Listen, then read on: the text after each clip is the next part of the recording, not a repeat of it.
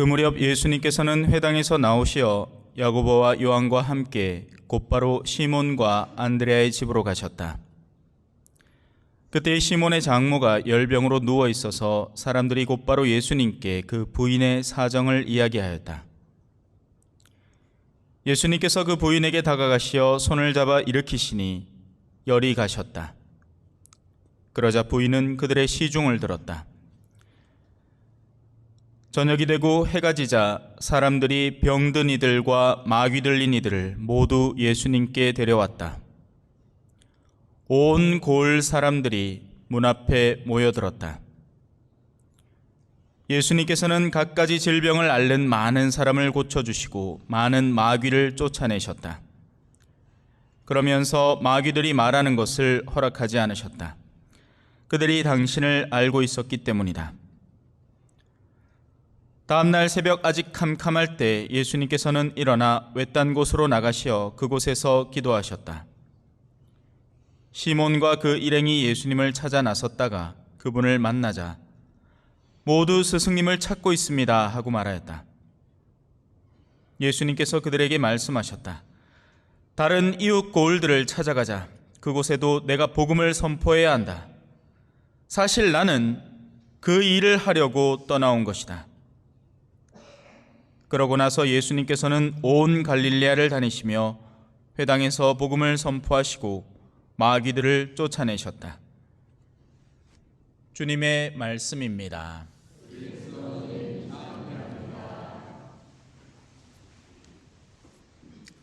찬미 예수님.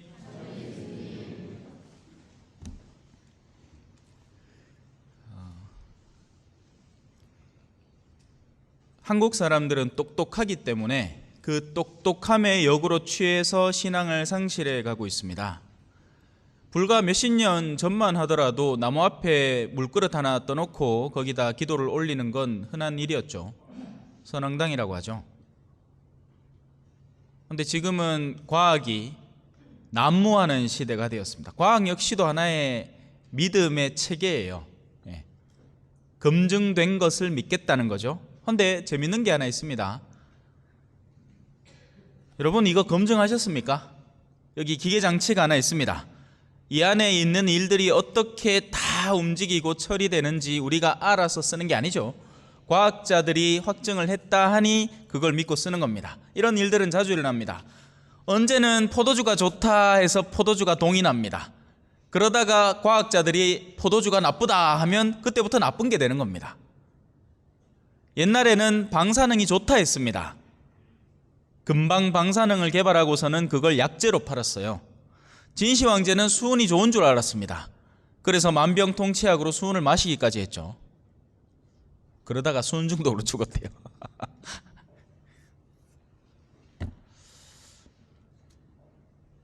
그래서 현대 우리 한국 사회는 과학에 대한 지나친 신봉 때문에 오히려 신앙이라는 순수성을 상실해 가고 있습니다.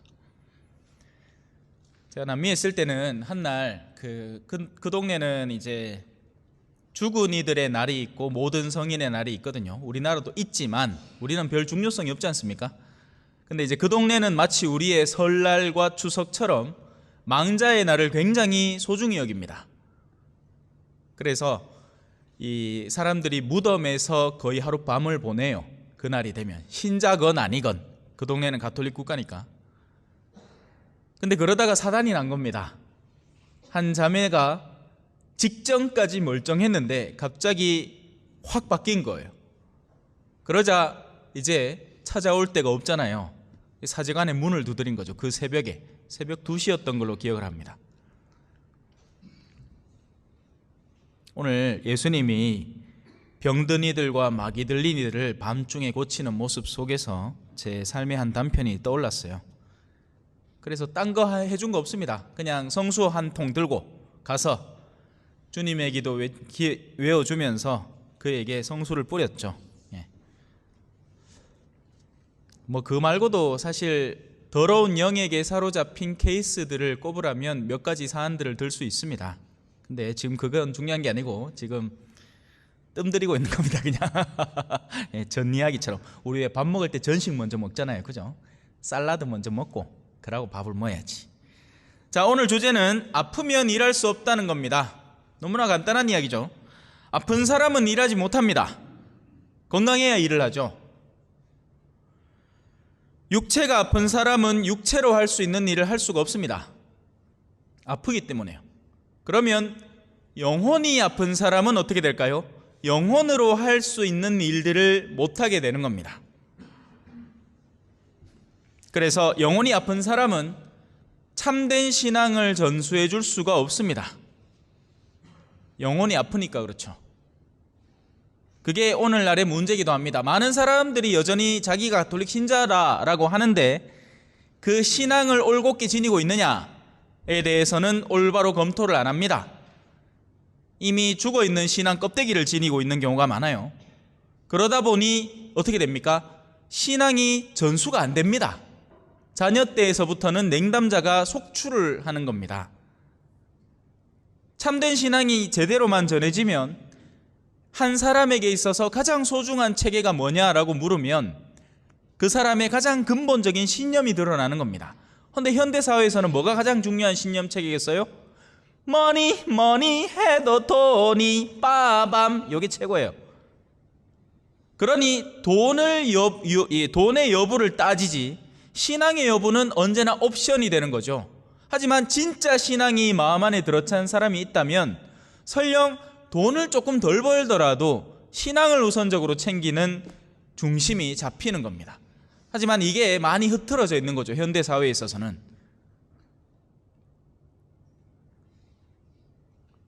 예전에는 존엄함이 있었는데 지금은 존엄함 따위는 개나 저고리가 없습니다. 그런 거 없어요. 돈만 되면 뭐든지 하는 겁니다. 사기꾼들이 왜 이렇게 판을 칠까요? 여전히 사람들 속에 돈을 벌어보고 싶다는 탐욕이 있기 때문에 그렇습니다. 탐욕이 없으면 사기꾼이 판을 칠 이유가 없습니다. 욕정이 없으면 음란에 빠질 이유가 없죠. 욕정이 근본적으로 있으니까 음란함이라는 죄에 빠져드는 겁니다. 욕구가 없으면 유혹이 없습니다. 너무나 당연한 얘기죠.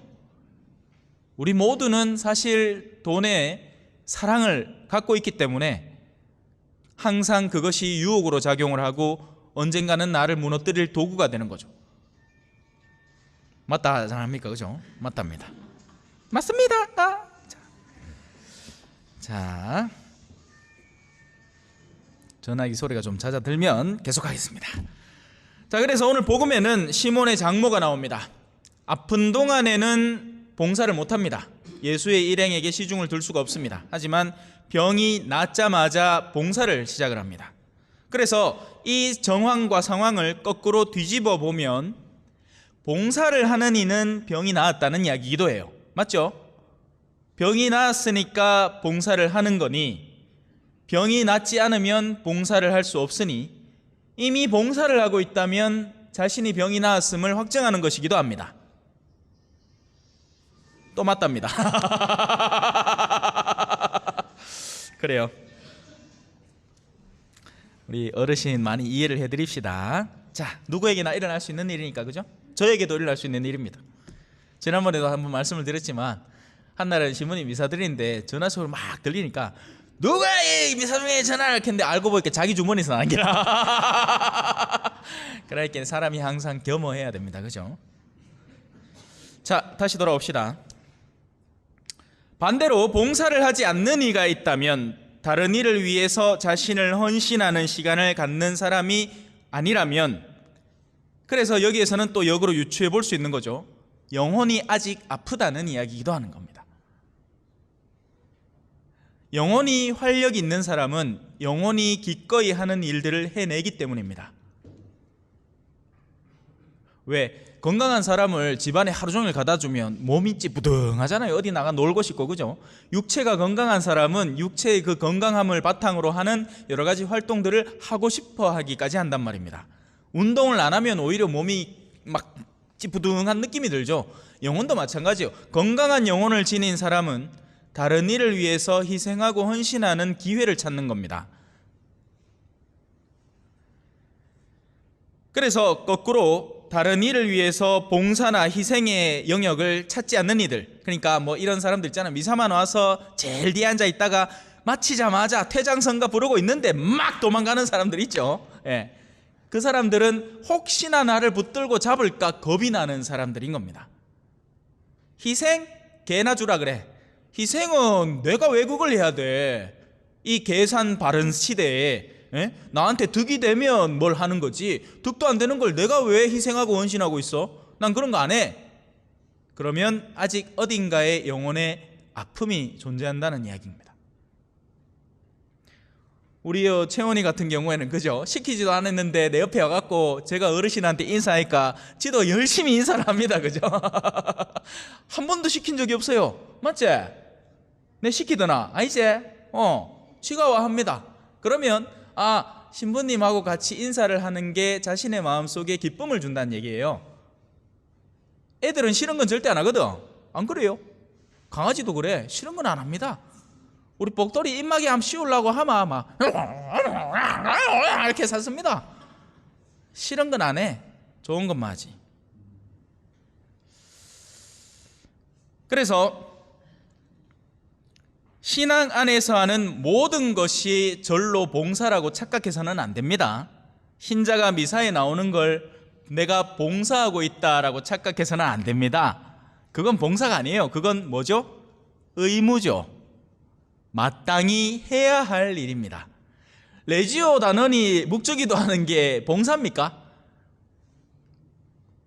지 숨 쉰다고 자랑하는 봤어요? 엄마 나 방금 전에 숨 5번 쉬었어. 뭐 세상 이런 멍청한 아가 있어? 야, 니 숨 안 쉬봐라. 왜 되나? 숨 안 쉬면 왜 되는데? 죽죠. 지 밥 못다고 자랑하는 사람 봤습니까? 없습니다. 밥을 안 먹으면 어떻게 돼요? 굶고 굶주리거든요. 그럼 배에서 꼬르륵 소리가 나고 고통스럽단 말이에요. 신자가 미사를 나오는 건 자랑할 게 아닙니다. 당연한 일이죠. 그런데 어떤 특정 레지어에서는 그런 걸 활동보고를 하고 있죠. 그건 활동보고의 대상이 아닙니다. 누군가에게 내가 다가설 필요가 전혀 없었던 이에게 다가가서 선교를 했다거나, 아니면 누군가가 차량 봉사가 필요해서 내가 기꺼이 그걸 나서서 해줬다거나, 그런 것들이 봉사가 되지, 원래 해야 하는 일을 해놓고는 무언가 해줬다고 착각하는 신앙인들이 적지 않습니다.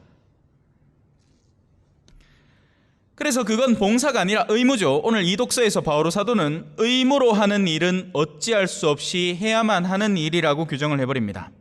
그렇습니다. 의무인 일은 해야만 하는 일이고, 하지 않으면 오히려 나한테 불행이 닥치는 일입니다.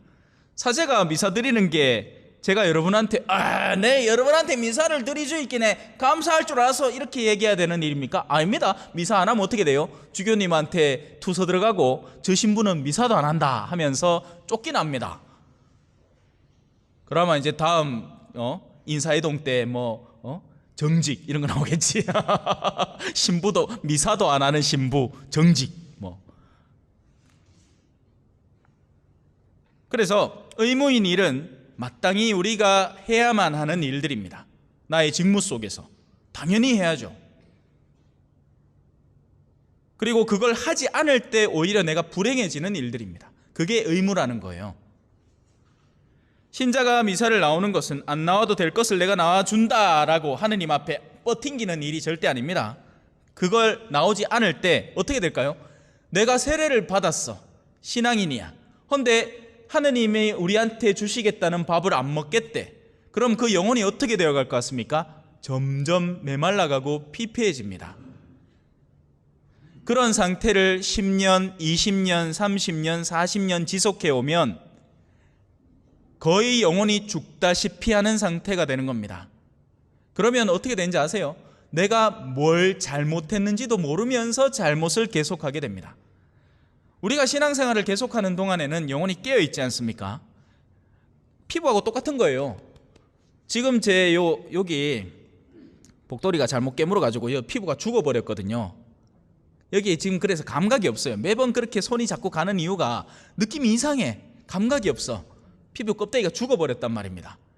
그럼 느껴지는 게 없죠. 여기 침을 하나 들고 와서 요 죽은 피부에다 콕콕 찔러도 하나도 안 아플 거예요.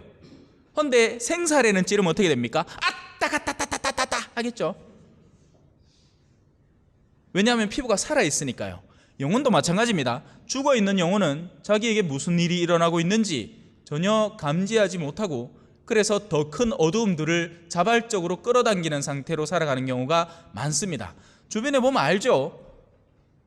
냉담하는 이들은 자신들이 지금 하고 있는 일들 아무렇지도 않게 합니다. 그런데 신자 생활을 열심히 하는 사람이라면 하지 않을 일들을 자행하고 있죠. 봉사라는 것은 자발적인 것이어야만 하는 겁니다. 등 떠밀려 봉사하는 경우는 없는 거예요. 그리고 기꺼운 마음으로 희생하는 것을 봉사라고 하는 겁니다. 그래서 이런 진정한 의미의 봉사를 하는 경우는 사실 많지 않습니다. 자발적으로 내가 내 능력을 알아서 내가 할 만한 일에 나 스스로를 내어 바친다, 이런 경우는 잘 없습니다. 버팅기다가 내가 안 하면 안 될 수준이 되어서 억지로 하는 경우가 많죠. 솔직히 그래요. 그래서 그 어떤 본당도 이 성당의 봉사자를 뽑는 일은 힘든 일입니다. 개신교는요, 장로가 되는 것은 어마어마한 영예이기 때문에 일부러 돈을 써서 장로를 하려고 생날립니다. 왜냐하면 그 직분을 맡으면 그 위압감이 어마어마하거든요. 거기서 파생되는 여러 가지 이득들이 대단하단 말입니다. 하지만 성당은 어때요? 하면 할수록 손해보는 기분이죠. 더 재밌는 단적인 예가, 제가 평화방송에 와서 보시오 특강을 할 때 그 특강을 마치면서 PD님하고 이야기를 할 기회가 있었어요. PD님이 한탄을 합니다. 뭐라고? 아니, 개신교 CBS 방송은 목사님들이 서로 나를 좀 내보내달라고 난리를 피워서 고른다고 바쁜데, 이 천주교 방송은 신부님들이 안 나오려고 진을 빼가지고 PD가 돌아다니며 사정사정을 해가 겨우 선택을 한다는 거예요.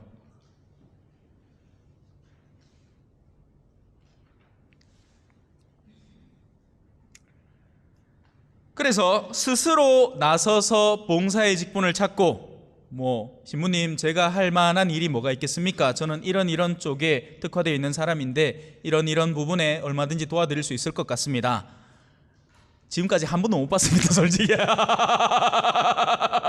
번도 못 봤습니다. 제가 물어보마 대답이나 적극적으로 해주면 그나마 다행이고, 어떤 경우에는 정말 제가 삼고처려를 할 때도 있죠. 해주십사.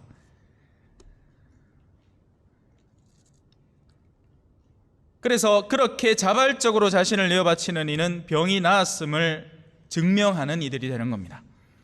이들은 병세의 위중함, 영혼이 아플 때 괴로움을 잘 체득한 사람들입니다. 영혼이 아파봤으니 그 병의 치유됨이 얼마나 감사한 일인지를 깨닫는 겁니다. 아파봐야 아프지 않음을 찾죠. 근데 자기가 아픈 줄 모르면 찾습니까? 예방적인 치료를 하는 사람은 잘 없습니다. 몸이 어딘가 실질적으로 아플 때 그때서야 겨우 의사를 찾죠. 어떤 경우에는 아픈 증세가 이미 드러나고 있는데도 괜찮다 버팅기다가 죽을 병까지 가는 사람도 있죠.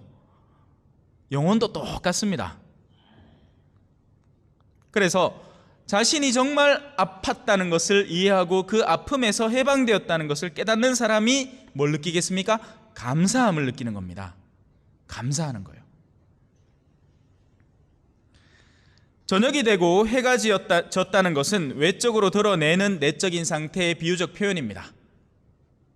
지금 우리는 밝은 곳에 있잖아요, 그죠? 그러니 의자가 어디 있는지 알고, 독서대가 어디 있는지 알고, 마이크가 어디 있는지 확실히 보입니다. 불이 꺼지면 부딪히겠죠. 우리끼리도 부딪히고, 나가다가 부딪히고, 여기 올라오다가 계단에 자빠 넘어지고. 영혼에도 그렇게 빛이 지고 어둠이 찾아올 경우가 있습니다. 그러면 어떻게 되느냐? 병든 이들이 늘어납니다. 본당에 그래도 본당이 활성화되어 가지고 사람들이 저마다 말씀에 대한 목마름이 있고 그걸 찾고 함께 그쪽으로 가보자 으쌰으쌰 하는 본당은 빛이 있는 본당입니다. 그러지 않은 본당은 어떨까요? 오늘 들은 얘기가 하나 있는데 어떤 데는 사목 의원들끼리 서로 싸운답니다. 육탄전을 한대요. 예. 제가 지금까지 걸어온 여정 속에서도 많은 그런 일들이 있었습니다.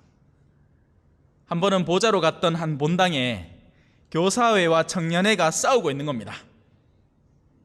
서로 사이가 안 좋아요. 그래서 청년회를 한 번 하면 절대 교사회에 안 들어가는 겁니다. 교사 출신인 사람은 청년회에 안 들어가려고 그래요. 그냥 교사 오비 이렇게 만들어가지고 또 자기들끼리 놀려고 하죠. 어른들도 예외는 아니죠. 아니, 어른들은 더하면 더했죠. 예. 그래서 그런 시기들이 저녁이 되고 어둠이 되는 겁니다. 그럼 어떤 일들이 벌어지죠? 영혼이 아픈 사람들, 거기에 마귀 들린 이들까지 합세해서 난리를 피우는 겁니다. 그러면 그들은 그제서야 구원자의 필요를 느낍니다. 아, 이대로는 뭔가 안 되겠다. 이건 정상 상태가 아니다. 가정에서도 그렇잖아요. 가족이 전부 다 으쌰으쌰해서 힘 합쳐서 가면 뭐 문제 없습니다. 헌데 보면 자식 하나가 어디서 문제 하나를 떡 물고 옵니다. 그죠? 예. 뭐 비트코인 하다가 사기를 당했다느니, 뭔 놈 코인 하다가 사기를 당했다느니, 뭐 어디 가갖고 뭐 어문 애인을 만났는데 가한테 얻어 터졌다느니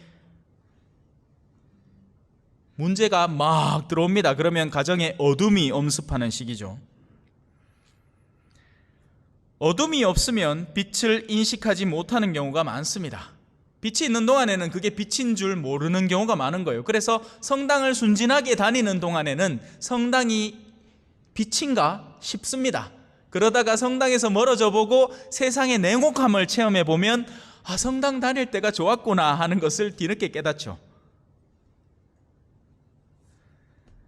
그래서 때로 찾아오는 영혼의 어둠은 역설적이게도 주님의 존재감을 더욱더 부각시키는 겁니다.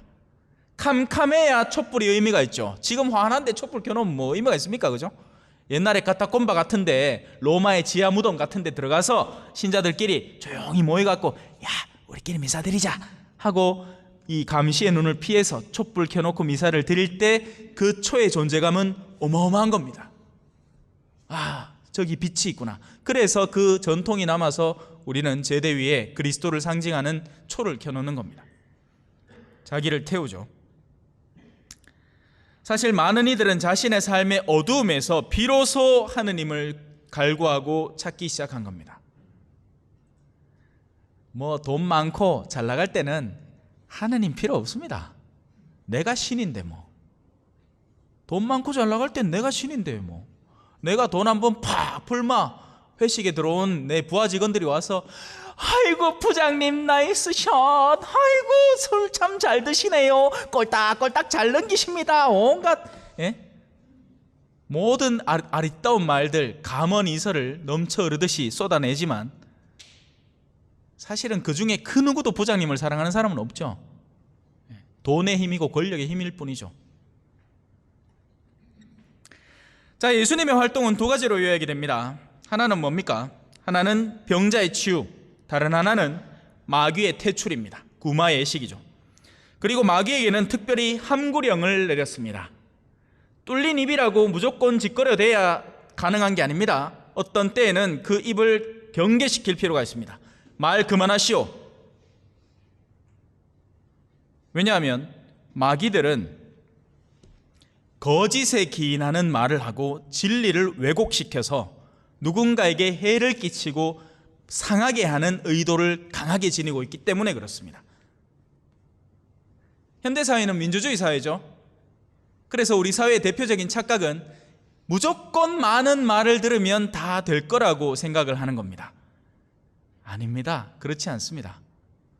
특히나 현대에는 더할 나위 없이 줏대 없는 말들이 많고 저마다의 야욕에서 비롯된 교묘한 말들이 많아졌습니다. 더욱더 식별력이 필요한 시대가 됐어요. 옛날에는 힘 있는 이들, 올곧게 정통 진리를 배운 이들이 겨우 한두 마디 떼울 수 있었습니다. 동네에서 누가 얘기를 했습니까? 동네 어르신들이, 선비들이 얘기를 했죠. 하지만 지금은 이 얘기 저 얘기 난무하는 시대가 되었습니다. 그러다 보니 진리가 어디 있는지 헷갈리는 시대가 되었죠.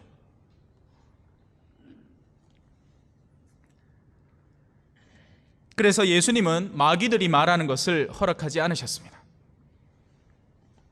큰일 났다. 아직 한참 남았는데 조만간에 마무리할게요. 시간 보고. 자, 이제 해가 떠오를 무렵입니다. 예수님이 하는 특별한 행동이 있죠. 아직 캄캄한 그 시간에 주님은 기도를 하십니다. 우리의 영혼도 그러해야 합니다. 빛이 있어서 기도를 하는 게 아닙니다. 빛이 있어서 기도를 하는 게 아니에요. 어둡기에 기도를 하는 겁니다. 빛이 있고 모든 게 준비가 되어 있고 모든 일이 잘 풀려서 기도를 하는 게 아닙니다. 시련이 있고 괴로움이 있고 힘듦이 있고 기도하기 쉽지 않은 상황이 있어서 기도를 더 하는 겁니다. 마더 데레사 성녀의 일화 중에 유명한 게 하나 있죠. 사람들이 이제 그 병자의 집인지 뭐 임종자의 집인지가 활성화되니까 일이 막대하게 늘어난 거예요. 수많은 사람들이 그 집에 들이닥치기 시작한 겁니다. 그러니까 수녀님들이 뭐라고 하느냐? 마더 데레사 수녀님, 우리 너무 바쁩니다. 그러니까 기도 시간을 조금만 줄이면 안 되겠습니까? 그러면 더 많은 환자들을 돌볼 수 있을 것 같습니다. 그러니까 마더 데레사 수녀님이 오늘부터 기도 따블로 합니다. 기도를 안 하면 활동이 제대로 안 됩니다. 기도가 줄어들기 시작할 때 활동을 해도 엇나간 활동을 할 경우가 더 많습니다. 활동이 전부가 아니에요. 기도가 핵심입니다. 사제 생활을 하면서 저는 그래서 제 서품 선구 자체가 겸손과 기도인데요. 왜 그걸 선택했을까요? 다른 사람들은 전부 다 성경 구절에서 한 구절 뚝뚝 떼서 했습니다. 근데 저는 마지막 사제 그 신학생 생활의 거의 마지막 시기를 수많은 성인전들을 읽으면서 검토를 해봤는데 결정적으로 필요한 두 가지 덕목이 그거더라고요. 하나는 겸허함이었습니다. 근데 겸손은 착각하지 마세요. 사람 앞에서 나를 낮추는 게 겸손이 아닙니다. 하느님 앞에 나를 낮추는 겁니다. 당신이 가라 하면 예 하고 가는 용기가 겸손입니다. 겸손이라고 해, 아이고 내가 뭐합니다. 아이고 나 같은 게 뭐 그런 거 되겠습니까? 이거는 비굴함입니다. 아니에요. 그건 겸손함이 아닙니다. 겸손함은 하느님이라는 분이 전능하다는 것을 분명히 믿고 나 자신을 그 앞에 놓는 게 겸손입니다.